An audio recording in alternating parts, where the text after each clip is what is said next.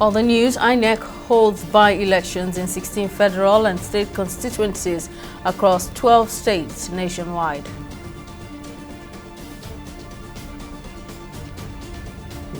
IGP Egbetokun orders review of Amnesty's report on alleged Southeast killings.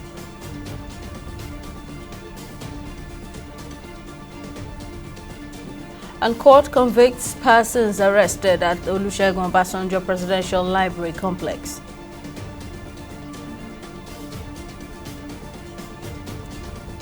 Thank you for joining News Now on TV360 Nigeria. I'm Simisola Atikun.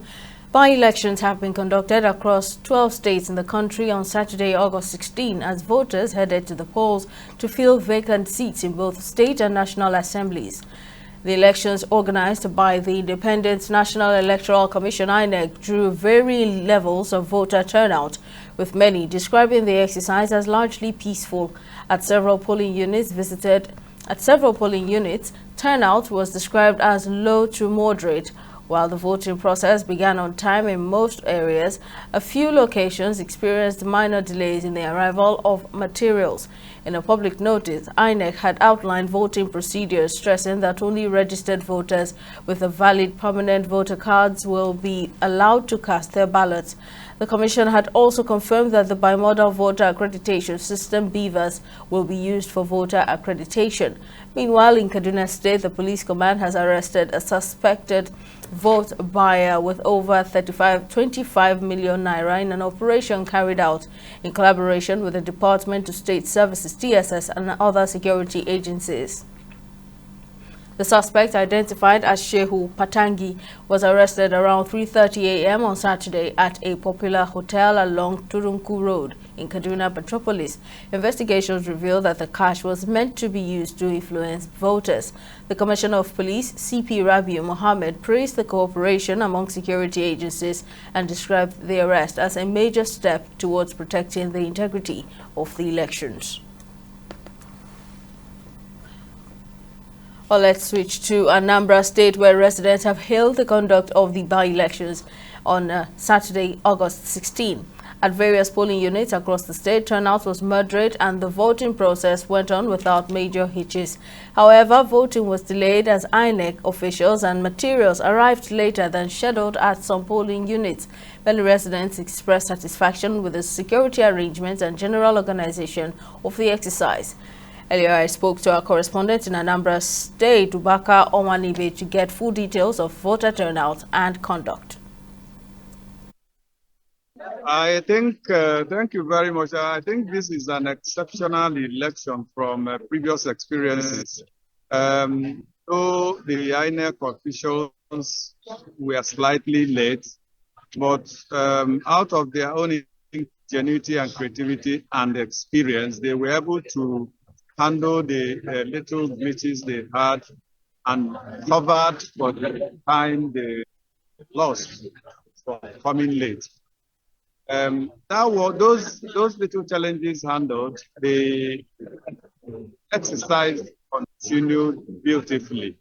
The voters spoken to commended the free flow of the exercise, and then again the peaceful conduct. Everywhere was quiet. There was no pushing, there was no shouting, nothing. Everybody, the accreditation, the capturing, all those things were in sequence. They were orderly, they were peaceful, and the security operatives that were on ground were just there, observing what was happening. There was no need for them to do anything.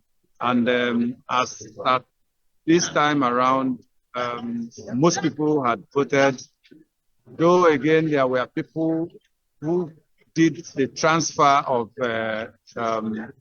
place of voting that we are not able to see their names. The machines we are not yet to recognize their names as newly transferred voters. So these are some of the experiences people shared in the course of the exercise. So then, how was the voter turnout at the polling units you stopped by? Would you say it was high, moderate, or low?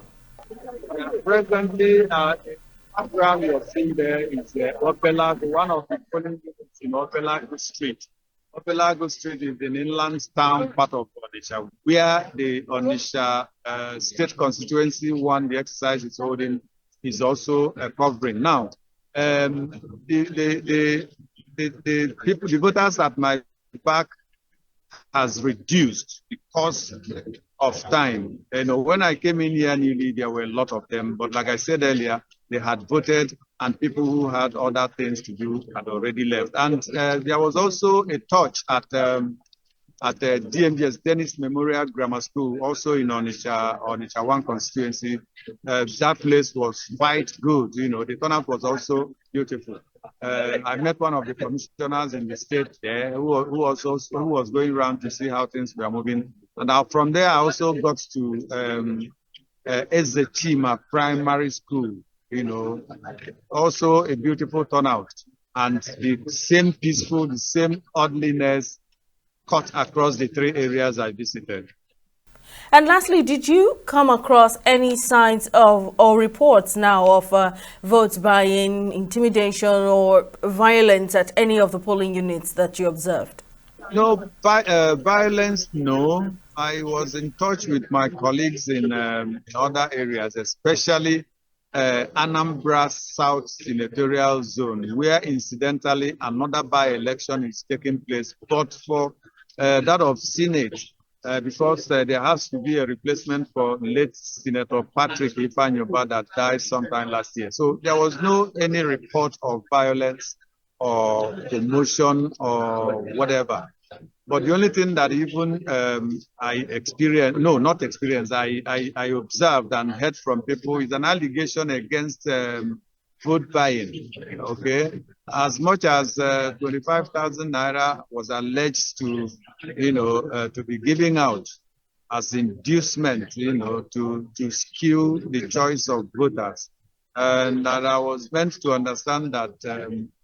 Some people who were strong-spirited and under the guidance of their conscience refused to be induced and went ahead to vote according to their conscience. So apart from the inducement and the vote buying, there was nothing like violence so far.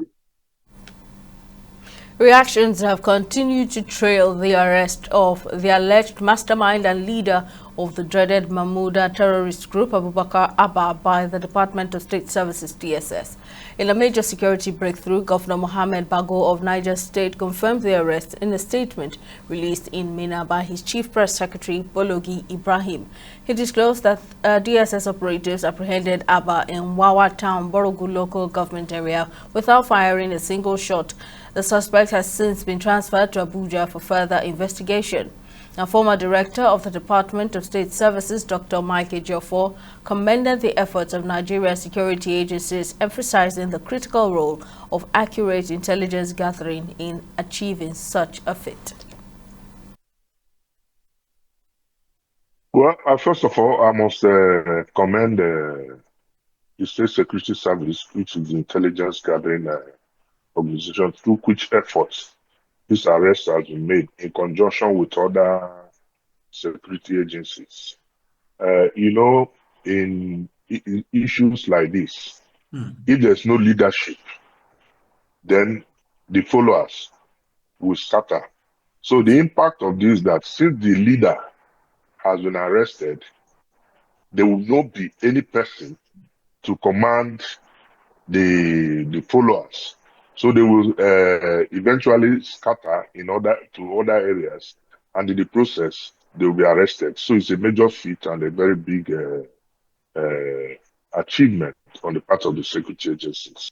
Operations are now intelligence-driven, and the intelligence agency is there to provide the lead and provide the necessary intelligence. And it's very painstaking effort on the part of the intelligence because it takes a lot of time, before such achievements are made.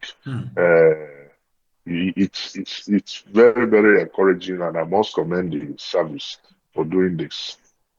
Although you see the problem of the leadership or the DG is that he wants to remain covert. He doesn't want to be seen operating openly. But there's no way he can continue to do that. Like all these ones, the governor must commend them. Other sources will also commend them. For him as a person, as a leader, he doesn't want publicity on his activity. In a separate development, the Inspector General of Police, Kayode Egbetokun, has directed a comprehensive institutional review of the latest Amnesty International report alleging extrajudicial killings and human rights violations by security forces in Nigeria's southeast region. The 128-page report, titled "A Decade of Impunity: Attacks and Unlawful Killings in Southeast Nigeria," accuses the Nigeria Police Force and other security agencies of a pattern of unlawful killings and abuses in the zone. In a statement on Saturday, Force Public Relations Officer Olumuyiwa Adejobi says the exercise will involve cross-referencing claims by Amnesty International with operational records, field intelligence, and situation reports from police commands and tactical units across the southeast. In judicial matters, the Federal High Court sitting in Lagos has convicted 4 internet fraudsters arrested by the Economic and Financial Crimes Commission (EFCC) at a hotel located within the premises of the Olusegun Obasanjo Presidential Library Complex in Abeokuta, the Ogun State capital. Justice Dende Dikpeolu convicted the 4 who were arraigned separately before him after they pleaded guilty to various cybercrime-related offenses. A 5th defendant pleaded not guilty and was remanded in custody pending trial. In a press release on Thursday, the EFCC had initially said it will arraign 23 of the 93 persons in the first batch of the exercise, but on Friday, only 21 suspects were brought before the court. The suspects face multiple charges bordering on false pretense, identity theft, and obtaining money under false pretense, contrary to the Cybercrimes Prohibition Prevention Act of 2015 and the EFCC Act of 2004. And following the raid of the Olusegun Obasanjo Presidential Library by the Economic and Financial Crimes Commission, EFCC, the management has denounced what it calls an unlawful and malicious invasion of its premises, demanding accountability, restitution, and public apology. The library management is now seeking 3.5 billion naira in compensation and a public apology, warning that it will head to court if its demands are not met within 7 days. Reacting to this situation on the station's flagship program, the G360 legal practitioner and political affairs analyst Liberoso Shoma describes the library management's grievance as misplaced, adding that their concerns may stem from a misunderstanding of the anti-graft agency's intent. I followed that story closely, and let's even start. Obasanjo created the EFCC. When he created the EFCC, when they started, they went after the advanced fee fraud guys before they started doing all other fraud-related cases. So the question I would ask, if Obasanjo were in office and the EFCC go to raid places and arrest suspects, would this hue and cry be entertained? The answer is no. EFCC had come out to say, no, these people are going to be charged. The question I expected the Obasanjo Library to be asking is, this matter should be thoroughly investigated, and if the people are found culpable, they should be prosecuted for their crime. And I do not know if there is any special. Being a former president's library does not exclude it from being assessed if the premises is being used for any crime. That's the first thing that we should establish here. And so, if people who are alleged to have committed crime and using the place as a cover-up, then I think, apart from the fact that it's a place that is reverent, is a place belonging to a former president, I think the Obasanjo Presidential Library Office should have been the one to even invite EFCC to say that there are people whose source of income, or people of questionable integrity and character, are coming to hold parties here. So we want you to come profile them and not to use the place as a shade. So what it means now is that if anybody commits crime, just go and hold yourself up there in the hotel in Obasanjo's library, and then automatically you enjoy immunity, and the area becomes a no-go area. Sexual and gender-based violence remains one of the most pervasive human rights violations in the world today. Its impact extends far beyond the immediate harm suffered by survivors, affecting their health, emotional well-being, livelihoods, and overall participation in society. Recognizing the urgent need for action, the Dorothy Injemanze Foundation has launched a bold initiative against sexual and gender-based violence in Nigeria, convening a high-level interfaith and cultural dialogue in Abuja with faith leaders, traditional rulers, and cultural influencers as key agents of change. Our correspondent Emeka Amako files this report from Abuja. Across the world, sexual and gender-based violence continues to erode human dignity, transcending cultures, religions, and social class. Nigeria, particularly the North Central region, has not been spared the inhuman treatment associated with this social vice, despite concerted efforts from various quarters to curb it. This interfaith and cultural dialogue on sexual and gender-based violence serves as a critical platform for aligning traditional institutions with formal response mechanisms, creating a more coordinated and sustainable framework for prevention and survivor support. When things happen, so many times the first point of call when something has gone wrong is the palaces or the religious places. And so in consideration of that, it's important to ensure we remind them to be safe spaces, because people who have suffered violence need safe spaces. Anything that has to do with SGBV, we are being handled in the state command. Good from the division. From the division, they transfer it to us in the state command, so we handle it.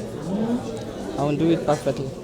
In many rural and peri-urban areas, faith and traditional institutions command greater trust than formal authorities.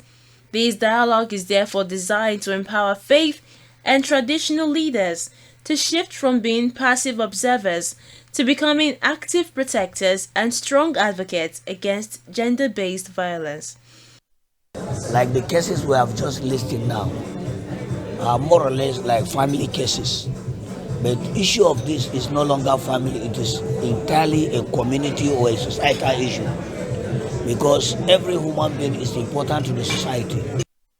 We are the first point of call. Even when a child is born, you see either the imams or the pastors come to bless the child that is born, giving the child name or actually dedicating the child.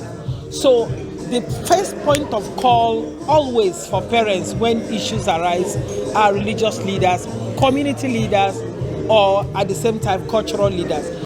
The voices of survivors are central to this dialogue, ensuring that their lives' experiences inform and shape the responses of both traditional and formal institutions. At 17, my mom had just passed. I went to stay with my uncle, who is a pastor. And while I was there, he started raping me. At night, he would move my pants and want to have sex with me. When I tell him to stop that, and I threatened to report to other family members, say I should not tell anybody because nobody loves me, nobody will take care of me, nobody will take me to school. So it continued for the period of 7 years. I got to know about DNF through a neighbor. So when I got to DNF, they took me to the police station at FCT Command.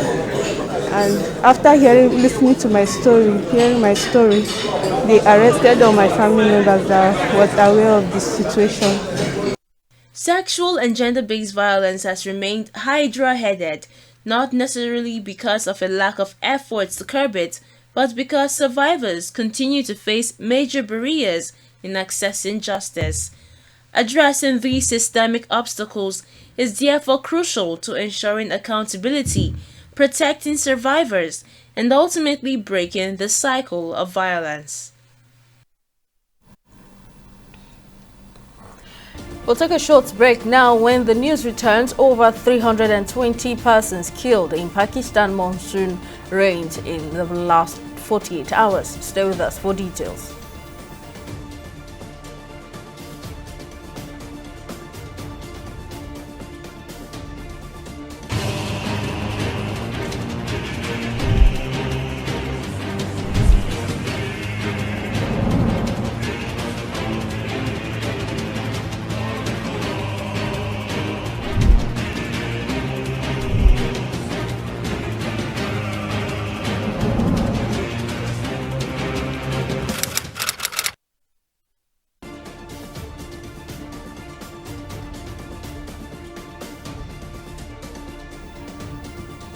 Welcome back. Here's a recap of our top stories. By-elections have been conducted across 12 states in the country on Saturday, August 16, as voters headed to the polls to fill vacant seats in both state and national assemblies. The elections, organized by the Independent National Electoral Commission (INEC), drew varying levels of voter turnout, with many describing the exercise as largely peaceful.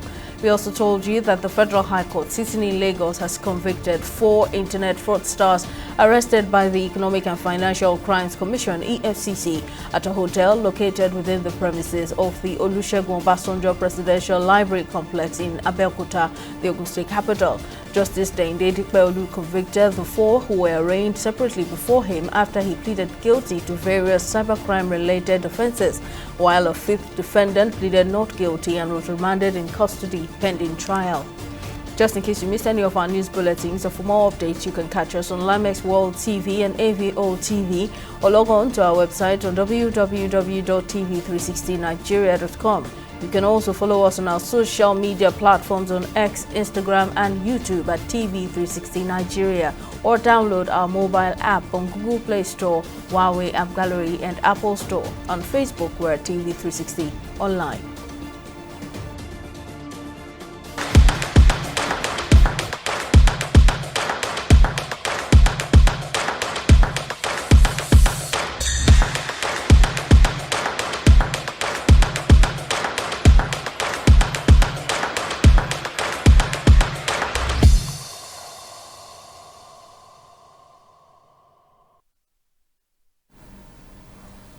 On business, in a bid to assess Nigeria's 30-year journey with the World Trade Organization, experts, academics, and business leaders gathered at the Nnamdi Azikiwe University, Awka, for a hybrid international conference convened by the Professor Ngozi Egbuna International Center for Regional Integration and Trade Research. Themed around regional integration and economic transformation, the conference set out to explore the opportunities Nigeria has harnessed under the WTO framework, the lingering challenges, and the immense prospects still untapped. The conference spotlighted micro, small, and medium enterprises as critical drivers of economic growth. TV360's correspondent Obakao Onwanibe Fathers report from Awka, Anambra State. Marking 3 decades of WTO membership, Nigeria's economic trajectory within global trade took center stage at the Awka conference, where participants agreed that digital economy and strategic compliance are key to unlocking a new era of growth for Nigeria and Africa. Speakers at the conference say while the journey hasn't been without challenges, the country still sits on untapped potential, and that the path to regional and global economic integration begins with effective policy alignment and internal capacity building. The lead paper presenter, Mohammed Tawfiq, emphasized the benefits of WTO membership, highlighting the urgent need for a national compliance strategy that enables full participation in trade programs and policy reforms. What is important actually is that some of the gaps that raise victims against the WTO at the global level is gradually being addressed by the continental regime, even though for Nigeria, it's a smaller continental market as opposed to the global market under the WTO. But is still a step in the right direction because that continental market access is of 1.3 billion people, is about 3.4 trillion US dollars economy, and therefore it's a huge market for Nigeria to enable Nigeria, capitalize on the intra-African trade. Entrepreneurs and academics painted a clear picture of the hurdles still faced in building competitive businesses, from systemic bottlenecks to access issues that threaten the nation's trade potential. Another challenge that we are having is funding, because we'll hear loan, we hear grants, we hear angel investors, and so many like that. And most times we don't have access to this funding. Be it loan, be it grants, any form of loan that any SME at my level or in SME can access will go a long way to help us in capital, in running capital, and in machineries to expand our businesses. The issue of insecurity is very touchy, and it is something that is fundamentally affecting trade. Okay, and that is why we showcase that concern that as much as we make our efforts for regional integration, we should also help the play down on insecurity. And something that can help us to do that is the creation of employment. Okay, when our youths have employment, when they are well engaged, when they are productively engaged, okay, then we will have less of this challenge. Despite the daunting realities facing trade and enterprise in Nigeria, the Hybrid International Conference ended on a hopeful note. Nigeria's 30-year experience with the WTO has indeed yielded more benefits than frustration. With stronger strategy, policy coherence, and support for MSMEs, the path forward remains rich with potential for Nigeria, the African continent at large. On the foreign scene, the death toll from heavy monsoon rains have triggered flash floods across northern Pakistan has risen to at least 321 in the past 48 hours. According to the country's disaster authority, majority of the deaths were recorded in the mountainous Khyber province. 9 others were killed in Pakistan-administered Kashmir, while 5 died in the northern Gilgit-Baltistan region. Most were killed in flash floods and collapsing houses, while 21 others have been injured. And Ukraine's President Volodymyr Zelensky will head to Washington on Monday to discuss ending the killing and the war with United States President Donald Trump, a few hours after a U.S.-Russia summit in Alaska ended without an agreement to stop the fighting in Ukraine. Trump confirmed the White House meeting in a reversal only a few hours after meeting his Russian counterpart, saying an overall peace agreement and not a ceasefire is the best to end the war. That statement echoes Putin's sentiments that Russia is not interested in a temporary truce and instead is seeking a long-term settlement that takes Moscow's interest into account.